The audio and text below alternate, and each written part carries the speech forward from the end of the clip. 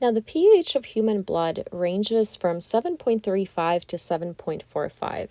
So you may notice that blood is actually a little bit basic, and it has a very, very narrow pH range. So this is on the order of 0.10, which is a very, very small amount. And if we go beyond that in either direction, it is bad. So it's really important for your body to maintain appropriate pH levels. And there has to be some way of doing that so that if you were to drink, let's say, a small amount of orange juice, or if you were to drink coffee, the pH level of your blood wouldn't change significantly, right? We have to be able to regulate that somehow. And that is where buffers come in. So buffers are solutions that are going to resist a change in pH. They're going to maintain those pH levels to at least some extent if you were to consume a small amount of acid or a small amount of base. Now, of course, there will come a point where you can overwhelm that system, so you can't drink hydrochloric acid, but you could drink orange juice or have a little bit of lemon and be okay. So in order to explore what buffers are doing, let's take a look at an example of just a standard acid-base reaction. So let's say we have acetic acid reacting with, let's say, sodium hydroxide. And we said we're going to treat acid-base reactions just like double replacement reactions. This acid, I'm going to break it apart into the ions that it came from. So there's a hydrogen ion and an acetate anion. And then I'm going to take the base apart and break it down into the ions that it came from. So that would be the hydroxide ion and the sodium ion. And then I'm going to take a cation and give it a different anion, which is also going to leave the sodium with the acetate. So to make the products, well, the charges on sodium and acetate cancel out. So we just get sodium acetate. And the charges on the hydrogen ion and the hydroxide cancel out, so we just get water. So these would be the products of our reaction. And what you're going to do in these types of reactions is identify what is the acid, what is the base.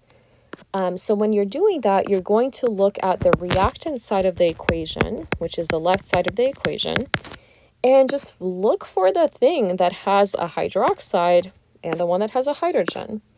So notice on the left side of the equation, we have a hydrogen right here. And then on the right side of the equation, if you look for the acetate, you may notice that that hydrogen is gone, right? So it looks like that acetate lost a hydrogen ion, which indicates that acetic acid, well, just the name alone tells you it's an acid, but that served as an acid because it lost that H+, it donated it. So that means that this was the acid in the solution. Now to look at the base, well, just process of elimination tells us that this is a base. But what you could do is focus on that hydroxide and notice that on the left side of the equation, you just have OH. On the right, you have H2O. And that happened when that hydroxide picked up a hydrogen ion from the acid. So the hydroxide gained a hydrogen ion, which means it served as a base. That's how we will analyze the left side of the equation. Now, everything on the right side of the equation, on the product side, we're going to call either a conjugate acid or a conjugate base. And for that, all we're going to do is take a look at the right side of the equation and go backward and think about, in order to go from water back into hydroxide, what has to happen to that hydrogen ion? So notice here you have two hydrogens. That was supposed to be a highlighter. Notice here you have two hydrogens. Here you only have one. So it looks like water must have lost a hydrogen or donated a hydrogen to turn back into hydroxide. So that means that water here is serving as a conjugate acid. It is donating a hydrogen ion when it goes backward. So that would be a conjugate acid. If we look at the acetate, well, on the right side of the equation, it doesn't have that hydrogen, but to go backward into acetic acid, it would have to gain a hydrogen ion to regenerate itself. So that would be a conjugate base. Now, in order to form a buffer is going to have to contain a weak acid and its conjugate base. So we know that acetic acid is a weak acid because acetic acid is just vinegar. And you can kind of think about this intuitively, like you can consume vinegar pretty safely. It's not going to really have major health effects unless you were to consume huge quantities of it. You can consume vinegar. So just from what you know about daily life, that's a pretty good indication that is a weak acid. So in order to generate a buffer, you need a weak acid, so something like acetic acid, and there are lots of other weak acids out there, and its conjugate base. So this is the conjugate base would be the acetate anion. So that is the conjugate base. And both of these components would have to be in solution to generate a buffer. So you have to put both of them in, and then that becomes the buffer solution. Now, the conjugate base, the acetate, you can't order acetate from a chemical supplier because it wouldn't be stable by itself. So the form that typically comes in is the anion is going to have some sort of cation with it to generate an ionic compound. And then these charges will cancel out, and that will stabilize the compound.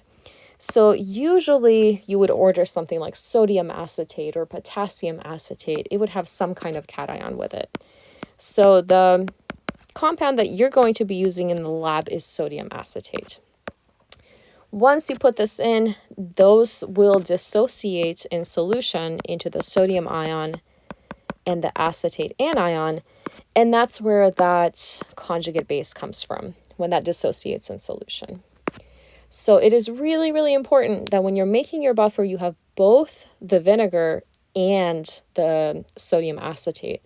You have to have both components in there. So let's see what happens in terms of buffers when you were to add an acid or a base in solution. So let's say we have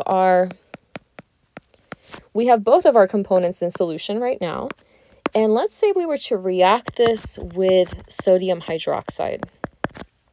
So just like we saw earlier, the acid is going to react with the base. It's going to generate sodium acetate and water. When that happens, that hydrogen ion that was present there is now water. And water is, of course, much, much less acidic than acetic acid. So this is a neutralization reaction. The acid that is present in that solution is neutralizing the base that is being added and generating water. So that's not going to change the pH very much. If you are able to neutralize the base that is being added, the pH will stay more or less the same.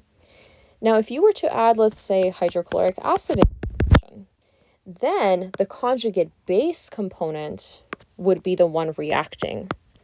So in this case, the acetic acid is going to sit that one out because it is also an acid. But the conjugate base that you have in solution can react with that acid and neutralize it.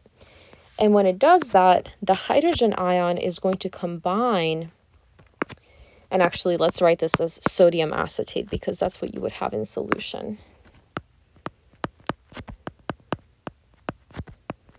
Okay, we'll treat this like any double replacement reaction where we can take apart the HCl and the chloride anion, and then we can take apart the sodium acetate into the sodium ion and the acetate anion. So we'll take a cation and give it a different anion. That will generate sodium chloride. And then that is going to leave the acetate with the hydrogen ion. And you're going to generate acetic acid. So here you're starting off with a very, very strong acid. Hydrochloric acid is a strong acid. And when you do the neutralization reaction, you're generating a much weaker acid. Vinegar is still an acid, but not as acidic as hydrochloric acid. And that is going to regulate the pH. So you're taking a really, really strong acid and generating a weaker one. Or you're taking a very strong base and generating a weaker base. And that's how buffers regulate the pH, by having both an acid and a base component present that can neutralize stronger acids or bases.